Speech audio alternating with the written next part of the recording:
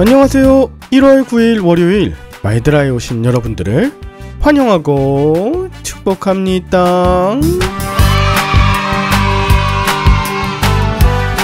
여러분, 요즘 제가 만나고 다른 분들의 이야기를 전달받을 때 다들 참 쉽지 않은 시간을 보내시는 것을 느낍니다. 마음속으로 더더욱 응원하고 충보하게 되고 새로운 기적의 역사를 이루어 주시길 간절히 바라고 있어요.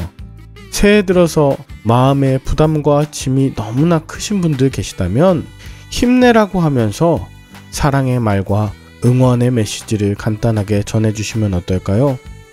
또 주변 분들에게 이 마이드라를 소개하신다면 전달하시는 중보 대상자들에게 말씀 속에서 역사하시는 주님의 은혜가 넘치도록 임하게 되실 줄 믿습니다. 모쪼록 오늘 마이드라와 함께 하루를 시작하시고 일터로 나가시는 분들에게 힘이 되고자 하는 마음 담아 오늘도 힘차게 마이드라를 시작해 보도록 하겠습니다. 힘내세요.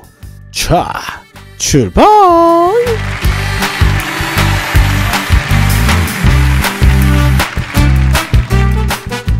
오늘은 요한복음 6장입니다. 오늘 본문은 예수님이 행하신 표적을 보고 큰 무리가 주님을 따르는 것으로 시작합니다. 예수님은 이렇게 줄이고 지친 무리들을 위해 제자들에게 어디서 양식을 구하여 먹일 수 있겠냐고 물으시죠. 그때 빌립은 양식을 구할 돈이 없다 하고 안드레는 가진 음식이 부족하다며 모두 부정적으로 대답합니다. 이에 주님은 제자들과 무리를 앉으라 말씀하시고 한 어린아이가 갖고 온 보리떡 5개와 물고기 2마리를 두고 감사 기도를 드리시죠. 사실 이 모든 상황은 굉장히 민망한 상황입니다. 그 모든 사람들 중에 먹을 것을 갖고 있는 사람이란 한 사람도 없고 한 아이의 도시락 양인 겨우 5병이어만 있었기 때문입니다. 작은 물고기 2마리 그리고 당시 가난한 사람들이 먹던 보리떡 5개는 양이나 질적으로 대단한 것은 아닙니다.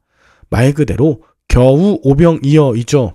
그러나 예수님은 이 작은 순종의 5병이어가 5,000명이 배불리 먹고도 12광주리가 남는 풍성함을 표적으로 보여주십니다. 여기서 모두가 배부르게 먹었다는 것은 단순한 양뿐 아니라 그 맛과 만족도가 포함된 것입니다. 그랬더니 사람들이 예수님을 참으로 세상에 오실 선지자로 고백하죠. 유대인들은 모세가 했던 표적을 보이는 자가 구원자라는 희망이 있었는데 오늘 보이신 오병이어 표적은 그들에게 만나의 표적과 같았기 때문입니다. 그리고는 무리는 예수님을 자신들의 왕으로 세우고자 합니다. 당시 왕들이 가난한 백성들을 위해 음식을 배급해주는 관습이 있었는데요. 그래서인지 그들은 예수님을 왕으로 삼고 자신의 육적 배고픔을 채워줄 수 있는 이 땅의 나라, 이 땅의 왕으로 세우고자 했습니다. 그때 예수님은 자신을 이 세상의 왕으로 삼고자 하는 무리를 피하여 산으로 올라가셨죠. 제자들이 배를 타고 바다를 건너 가버나움으로 가는데 날이 어둡자 갑자기 큰 파도가 일어 그 배가 출렁이기 시작합니다. 그런데 그 바다 풍랑 가운데로 예수님이 뚜벅뚜벅 걸어오십니다. 제자들은 처음 이걸 보고 두려워했지만 예수님이 이내 두려워하지 말라고 말씀하시는 음성을 듣고 기뻐하며 예수님을 배로 영접합니다. 이어서 떡을 달라고 계속 예수님을 쫓아온 무리들이 있었습니다. 그때 예수님은 자신이 생명의 떡이니 나를 믿고 내게 오는 자들이 이 양식을 얻을 것이라고 말씀하시며 자신을 보고 자신을 믿는 자마다 영생을 얻는다 말씀하세요. 예수님은 썩을 양식을 주는 왕이 아니라 먹고 다시 줄이지 않게 영생을 누리게 하는 생명의 떡 자체이심을 강조하고 계신 것입니다. 또한 예수님은 자신의 살을 먹고 피를 마시는 자가 영생을 가졌고 마지막 날 다시 부활할 것도 말씀하시죠. 이것은 유월절 어린 양 되신 예수님, 또 생명의 떡이 되셔서 먹히시는 예수님이 광야와 같은 이 땅을 살아갈 힘과 기쁨을 주신다는 뜻입니다. 그러나 예수님의 살과 피, 즉 죽음을 예표하는 말씀을 들은 제자들이 이것을 마음에 걸려했고 많은 사람들은 주님을 떠나갑니다. 그러자 예수님은 12 제자에게 너희도 가려느냐 라고 물으세요. 그러자 베드로는 영생의 말씀이 주께 있사오니 우리가 누구에게로 가겠냐 하고, 그 중에 가룟 유다는 예수님을 떠나 팔고자 하는 자가 되죠. 이것이 요한복음 6장의 내용입니다. 저는 오늘 본문을 통해 예수님이 제자들과 무리들을 굉장히 배려하고 계심을 느꼈습니다. 빌립과 안드레가 큰 무리를 먹일 수 없다고 안 된다 하는 이야기만 했는데, 예수님은 작은 도시락으로도 감사하는 큰 기도를 드리시죠. 제자들의 믿음 없음이 아니라 어린 아이의 도시락 속에 담긴 순종, 그리고 그의 믿음을 보셨습니다. 또한 큰 무리는 영생의 말씀을 사모하기보다 표적을 바라며 육적인 필요를 해결하고자 예수님을 따르죠. 물론 그들은 육적인 필요를 위해 예수님을 쫓지만 이 필요가 해결되면 예수님을 떠나거나 배신할 자들입니다.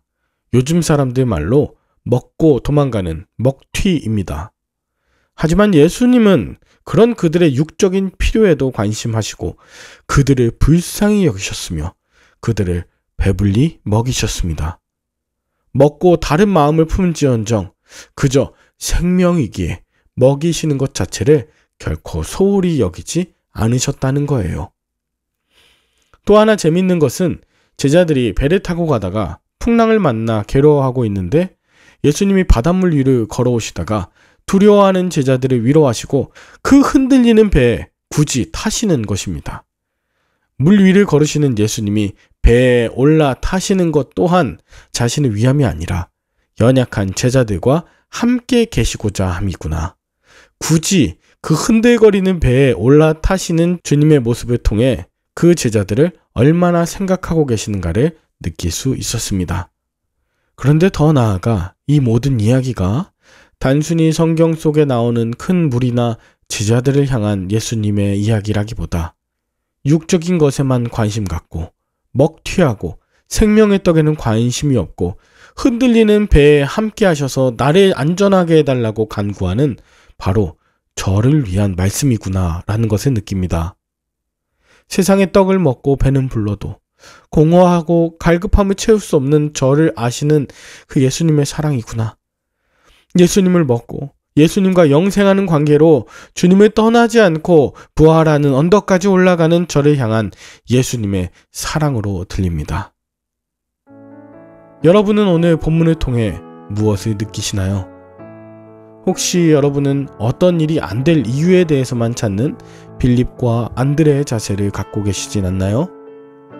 육적인 것만 쫓으면서도 늘 말씀이 어렵다, 따르기 힘들다며 예수님께 더 쉽고 편안한 것을 요구하는 그런 무리의 모습은 아닌가요? 내 중심, 내 판단, 내 상황에 주님이 맞춰주시기만을 바라는 이기적이고 편협한 태도 있다면 죄된 생각은 십자가에 죽고 주님에 대하여 다시 살아나는 저와 여러분들의 하루 되실 수 있기를 예수 그리스도의 이름으로 간절히 축복합니다.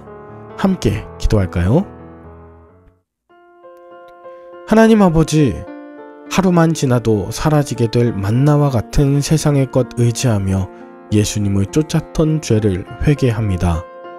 갈급한 심령에 예수님의 살과 피를 먹고 영생을 누리게 하여 주시고 오늘 하루도 사람들에게 이 생명의 떡을 전해주는 말씀 증거자들 되며 주님을 떠나지 않는 제자들 다 되게 하여 주시옵소서. 예수님의 이름으로 기도합니다. 아멘. 오늘도 좋은 하루 되시길 바라며 저는 내일 다시 찾아뵙도록 하겠습니다. 샬롬.